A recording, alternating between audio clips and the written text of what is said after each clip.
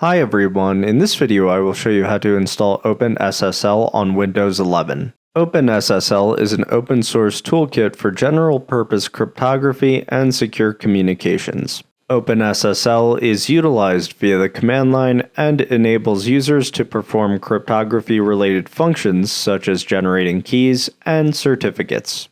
After we install OpenSSL, I will show you how you can encrypt and decrypt a file with OpenSSL via the command line in PowerShell.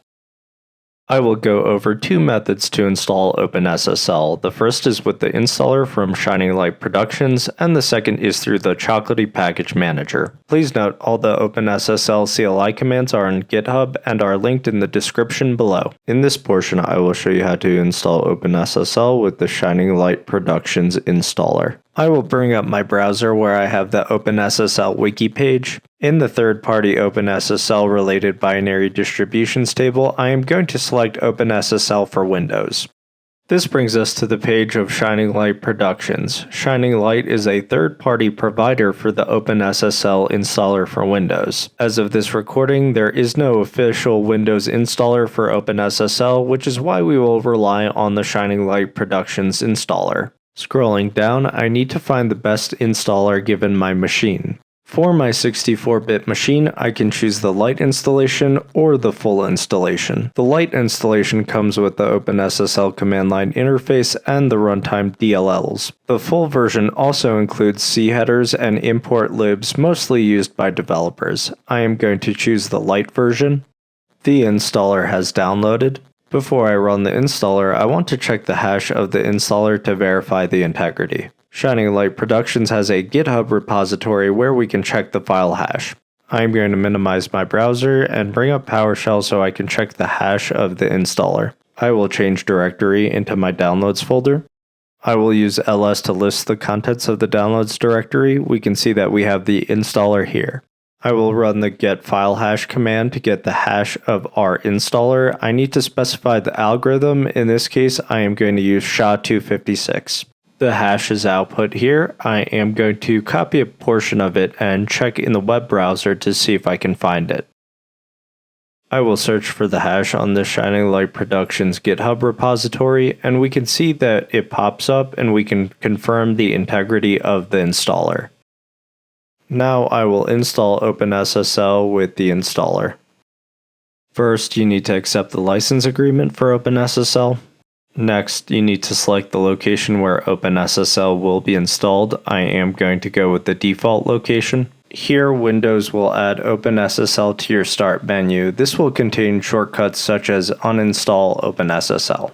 For the final configuration, you choose whether the OpenSSL runtime DLLs go into the Windows system directory or stay in the OpenSSL bin directory. Putting them in the system directory requires administrator privileges. It makes them globally available so other programs can load OpenSSL, but it also introduces the risk of version conflicts and affects the whole machine. Keeping them in the OpenSSL bin directory makes the installation self-contained, but other programs will not see those DLLs unless they look in that folder. I am going to put the DLLs in the system folder.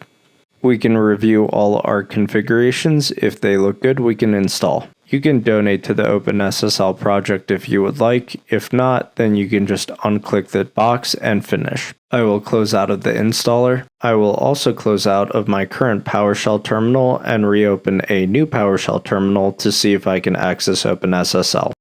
To check if we can access OpenSSL from PowerShell, I am going to run OpenSSL version. We can access OpenSSL and we can see that we are running version 3.5.2.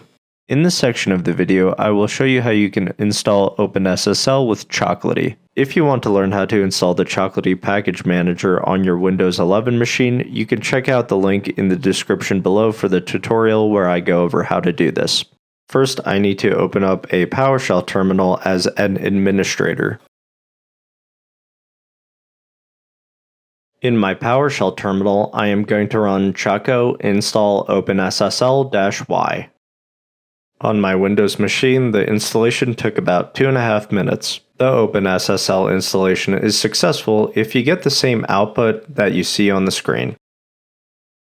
I need to close out of my current PowerShell session and open a new PowerShell session. You can run the new PowerShell terminal as a non-admin user. To check that OpenSSL is installed, I can run OpenSSL version. And we can see that we are running version 3.5.2. In the final section, I will show you how you can encrypt a file with OpenSSL. I am going to change it to my downloads directory. After I clear my screen, I am going to run the ls command to list all the contents in the downloads directory. We have a text file in the downloads directory. I can use the getContent function to see what is in the text file. Printing out the contents of the file, we can see that we have a simple message that says secret data here. I can use OpenSSL to encrypt the file. I will use the command on screen to encrypt the file. I will call OpenSSL. The enc subcommand tells OpenSSL I want to encrypt a file. AES-256-CBC specifies the encryption algorithm. PBKDF2 stands for Password-Based Key Derivation Function 2, which is used to derive the encryption key from your password for the file. iter1000 runs PBKDF2 for 100,000 iterations. The salt parameter adds a random salt to the password derivation process. indata.txt specifies the file we want to encrypt. Finally, out_encrypted_data.dat creates the encrypted file. We are prompted to input a password. We need to input it a second time. Following good security practice, I am going to delete the unencrypted plaintext file. I am going to try to get the contents of the encrypted file without decrypting it using the getContent function. From the output, we can see that the file is encrypted. In the last portion of the tutorial, I am going to show you how you can decrypt the file with OpenSSL. I will call OpenSSL the enc subcommand and add a D flag for decryption. I need to specify the AES-256-CBC algorithm we use to encrypt the file. I need to call PBKDF2 and specify the 100,000 iterations. I will call in_encrypted_data.dat, which specifies the file we want to decrypt. Finally, I will call out decrypted_data.txt, which creates the decrypted text file. I need to enter my password to decrypt the file. I am going to run the getContent function to print the contents of the decrypted file. And we can see that we were successfully able to print out what's in our decrypted file. Thanks everyone for watching. I hope that this video was helpful. If you want to learn more about OpenSSL, I linked the documentation page in the description below. If you found the video helpful, feel free to like and subscribe. You can also connect with me on LinkedIn, X, GitHub, Medium, and Odyssey. I also have a podcast called The Aspiring STEM Geek, which you can check out on YouTube, Spotify, Apple Podcasts, Audible, and iHeartRadio. Thanks again for watching and happy coding.